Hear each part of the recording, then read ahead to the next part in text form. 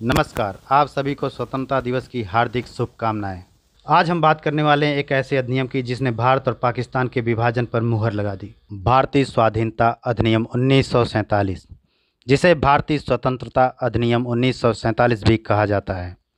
4 जुलाई 1947 को ब्रिटिश प्रधानमंत्री climate Richard एटली द्वारा भारतीय स्वतंत्रता अधिनियम 1947 को ब्रिटिश संसद में पेश किया गया, जो कि 18 जुलाई 1947 को पास हुआ। इसकी घोषणा ब्रिटिश प्रधानमंत्री क्लाइमेट एटली द्वारा 20 फरवरी 1947 को की गई कि 30 जून 1947 को भारत में ब्रिटिश शासन समाप्त हो जाएगा। भारतीय स्वाधीनता अधिनियम 1947 की कुछ मुख्य बातें। भारतीय स्वाधीनता अधिनियम 1947 के अनुसार ब्रिटिश शासन समाप्त होने के बाद सत्ता का उत्तरदायित्व भारतीय हाथों में सौंप दिया जाएगा। इस घोषणा पर मुस्लिम लीग द्वारा आंदोलन किया गया और भारत के विभाजन की बात कही गई। 3 जून 1947 वायसराय लॉर्ड माउंटबेटन ने विभाजन की योजना पेश की, जिसे माउंटबेटन योजना कहा गया। इसमें स्पष्ट किया गया कि 1947 में गठित संविधान सभा द्वारा बनाया गया संविधान उन क्षेत्रों में लागू नहीं होगा जो इसे स्वीकार नहीं करेंगे।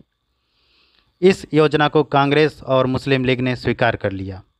इस प्रकार भारतीय स्वतंत्रता अधिनियम 1947 बनाकर उसे लागू कर दिया गया। भारत का विभाजन कर 2 स्वतंत्र डोमिनियन भारत और पाकिस्तान का सृजन किया गया, जिन्हें ब्रिटिश राष्ट्रमंडल से अलग होने की स्वतंत्रता थी। इसमें वायसराय का पद समाप्त कर दिया गया और उनके स्थान पर दोनों डोमिनियन राज्यों में गवर्नर जनरल पद को सृजन किया गया, जिस पर ब्रिटेन का कोई नियंत्रण नहीं था। इन दोनों डोमिनियन राज्यों की संविधान सभा को अपने देशों का संविधान बनाने और उसके लिए किसी भी देश के संविधान को अपनाने की शक्ति दी गई। सभाओं को ये भी शक्ति थी कि वे किसी भी ब्रिटिश कानून को समाप्त करने के लिए कोई भी कानून बना सकते हैं, यहाँ तक कि उन्हें स्वतंत्रता अधिनियम को निरस्त भी करने का अधिकार था। इसमें दोनों डोमिनियन राज्यों की संविधान सभाओं को यह शक्ति प्रदान की गई कि वे नए संविधान का निर्माण एवं कार्यान्वित होने तक अपने अपने संबंधित क्षेत्रों के लिए संविधान सभा बना सकते हैं। 15 अगस्त 1947 के बाद ब्रिटिश संसद में पारित हुआ कोई भी अधिनियम दोनों डोमिनियनों पर तब तक लागू रहेंगे जब तक कि दोनों डोमिनियन उस कानून को मानने के लिए कानून बना नहीं लेंगे। इस कानून ने ब्रिटेन में भारत सचिव का पद समाप्त कर दिया। इसमें 15 अगस्त 1947 से भारतीय रियासतों पर ब्रिटिश संप्रभुता की समाप्ति की घोषणा की गई। इसके साथ ही आदिवासी क्षेत्र में समझौता संबंधों पर भी ब्रिटिश हस्तक्षेप समाप्त हो गया। इसमें भारतीय रियासतों को यह स्वतंत्रता दी गई कि वे चाहे तो भारतीय डोमिनियन के साथ मिल सकती है या स्वतंत्र रह सकती है। इस अधिनियम ने नया संसद बनने तक प्रत्येक डोमिनियन के शासन संचालन के लिए भारत शासन अधिनियम 1935 के तहत उसकी प्रांतीय सेवाओं से सरकार चलाने की व्यवस्था की।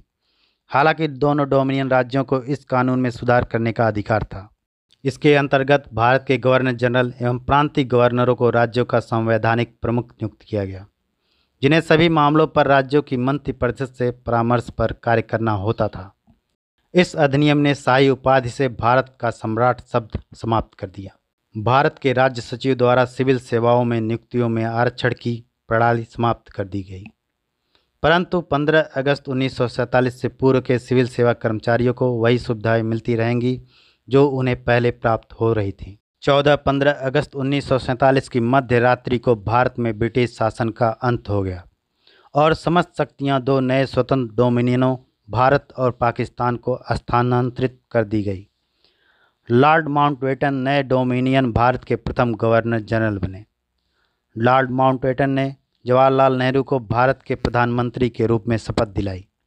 1946 में बनी संविधान को स्वतंत्र भारत की संसद के रूप में स्वीकार कर लिया गया।